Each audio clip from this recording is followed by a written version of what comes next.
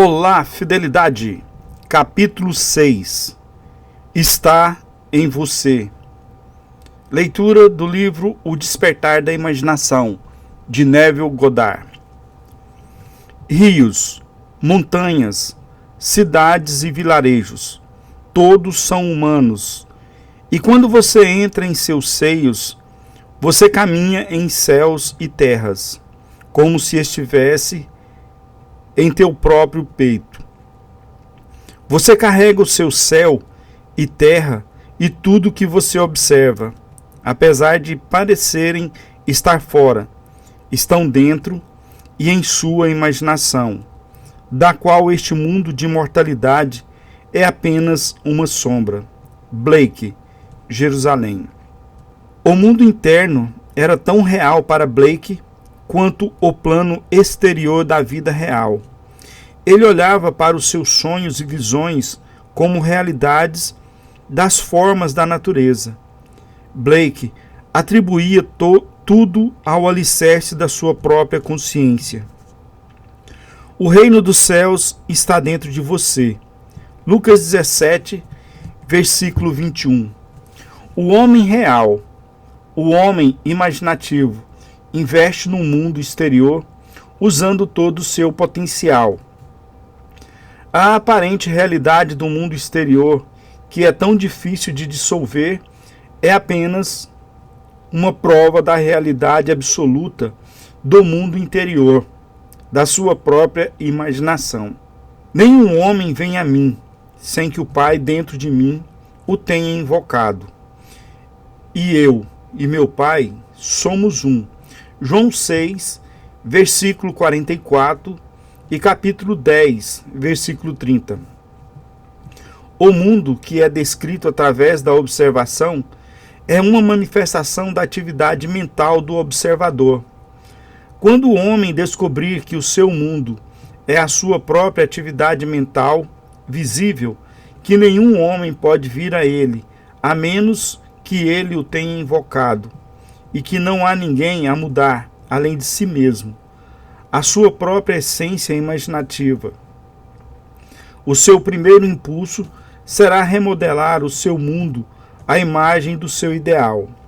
Mas o seu ideal não é facilmente encarnado. No momento quando ele deixa de estar em conformidade com a disciplina externa, ele deve impor a si mesmo uma disciplina ainda mais rigorosa, a autodisciplina, da qual depende a realização do seu ideal. A imaginação não é inteiramente desimpedida e livre para se mover à vontade, sem quaisquer regras para restringi-la. Na verdade, o que acontece é o contrário. A imaginação se move de acordo com o hábito. A imaginação faz escolhas, mas ela escolhe de acordo com o hábito. Acordada ou adormecida, a imaginação do homem restringe-se a seguir determinados padrões definidos. É esta influência passiva do hábito que o homem deve mudar.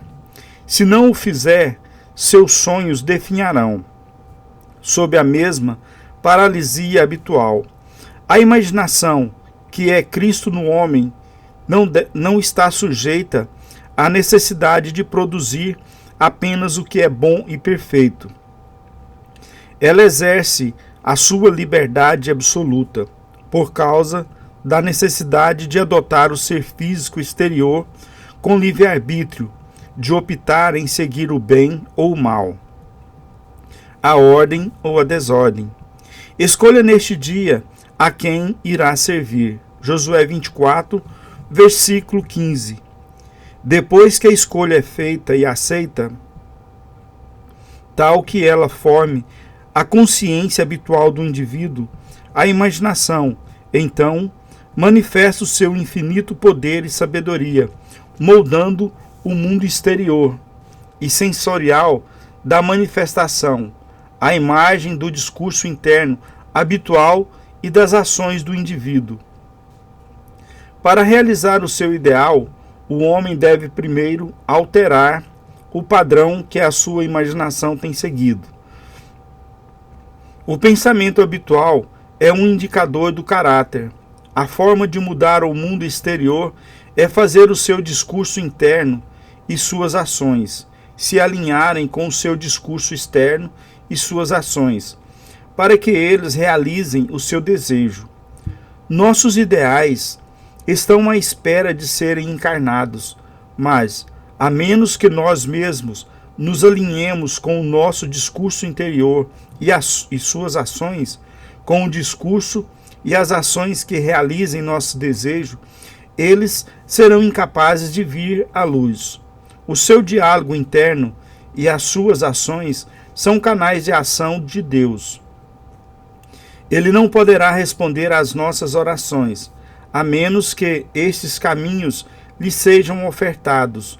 O comportamento exterior do homem é mecânico, está sujeito aos impulsos aplicados a ele, através do seu comportamento interior e dos velhos hábitos que o seu ser carrega, até que sejam substituídos por novos. Existe uma capacidade peculiar do segundo homem, o eu interior, que é dar ao eu exterior aspectos semelhantes à essência de sua própria realidade. Qualquer alteração no comportamento do eu interior resultará em mudanças externas equivalentes. Os sábios chamam a mudança de consciência de morte.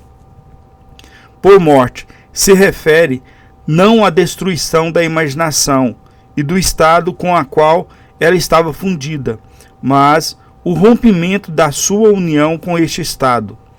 A fusão é união, não unicidade. Assim, as condições que tal união gerou desaparecem. Eu morro diariamente, disse Paulo aos Coríntios. 1 Coríntios 15, versículo 31. Blake disse ao seu amigo Craig Robson: não há nada como a morte. A morte é a melhor coisa que pode acontecer na vida. Mas a maioria das pessoas morrem muito tarde e levam um tempo extremamente impiedoso para morrer. Deus sabe que seus amigos nunca as verão ressuscitarem dos mortos. Para o homem externo dos sentidos, que não sabe nada da essência do homem interior, isso tudo é pura bobagem. Mas Blake deixou o acima citado bem claro, quando ele escreveu isso no ano anterior à sua morte. William Blake. Alguém que muito amava estar em boa companhia. Nascido em 28 de novembro de 1757, em Londres, e morreu várias vezes desde então. Quando o homem assume o sentido de Cristo em sua imaginação, ele enxerga o porquê Cristo teve que morrer e ressuscitar dos mortos para salvar o homem. Por que ele teve que desprender a sua imaginação de seu estado atual para alinhá-la com um conceito mais elevado de si mesmo, para que ele pudesse superar as suas atuais limitações e assim salvar a ele mesmo? Aqui apresento uma bela história de uma morte psicológica, que foi testemunhada por uma amiga. Semana passada, escreveu aquele quem ressuscitou dos mortos. Uma amiga me ofereceu sua casa nas montanhas para eu passar as férias de Natal, já que ela planejava ir para o leste. Ela disse que me confirmaria isso ainda nessa semana. Tivemos uma conversa muito agradável e eu mencionei você e o seu ensino. Em meio a uma conversa sobre o experimento com o tempo de Duné, sobre o qual ela estava lendo. Sua carta chegou na segunda-feira. Quando eu a peguei, eu tive uma súbita sensação de depressão. No entanto, quando eu li, ela dizia que eu poderia usar a casa e me disse onde encontrar as chaves. Em vez de ficar alegre, eu fiquei ainda mais deprimido, tanto que eu concluí que devia haver alguma coisa nas entrelinhas e que eu estava intuitivamente percebendo. Eu vasculhei a carta e li toda a primeira página, e logo quando eu virei para a segunda página, eu vi que ela tinha feito uma anotação na parte de trás da primeira folha. Essa anotação se tratava de uma descrição extremamente curta e direta, de uma característica desagradável do meu caráter, com a qual eu lutei por anos para superar, e que nos 2 últimos anos eu pensava ter conseguido, mas aqui novamente estava descrita com precisão clínica. Eu fiquei atordoado e desolado. Eu pensei comigo mesmo: o que é que esta carta está tentando me dizer? Em primeiro lugar, ela me convidava para usar sua casa, assim como eu tinha me visto em uma bela e adorável casa durante as férias. Em segundo lugar, nada vem a mim a não ser que eu o tenha chamado. E em terceiro lugar, ultimamente não tenho ouvido nada a não ser boas notícias. Então, a conclusão óbvia é que algo em mim corresponde a esta carta, e não importa o que aparente ser, é uma boa notícia. Eu reli a carta, e assim que eu o fiz, eu perguntei: o que há aqui para que eu veja? E então eu vi, e começava dizendo: logo depois da nossa conversa da semana passada, eu senti que eu poderia lhe contar. E o resto da página estava repleto de provas e evidências, emaranhados como passas em um bolo de sementes. Um grande sentimento de euforia tomou conta de mim. Tudo isso era passado. Aquilo que eu tanto tinha me esforçado para corrigir estava consumado. De repente, percebi que a minha amiga foi testemunha da minha ressurreição. Eu rodopiava no meu estúdio cantando: tudo isso virou passado. Isso está superado. Obrigado, está superado. Eu reuni toda a minha gratidão em uma grande esfera de luz e lancei-a em direção a você. E se você viu o clarão de um relâmpago segunda-feira à noite, pouco depois das 6, era isso. Agora, ao invés de lhe escrever uma carta formal, por ser a coisa certa a fazer, eu posso lhe escrever prestando os meus sinceros agradecimentos pela sua sinceridade e agradecer-lhe pelo empréstimo de sua casa e lhe dizer: muito obrigado pelas suas lições, pois elas fizeram da minha amada imaginação o meu verdadeiro Salvador. Agora, se qualquer pessoa disser a esse homem: ei, Cristo está ali e aqui, ele não acreditará nessa pessoa, pois ele sabe que o reino de Deus está dentro dele, que ele mesmo deve assumir total responsabilidade pela encarnação do seu ideal, e que nada além da morte e ressurreição poderá levá-lo até ele.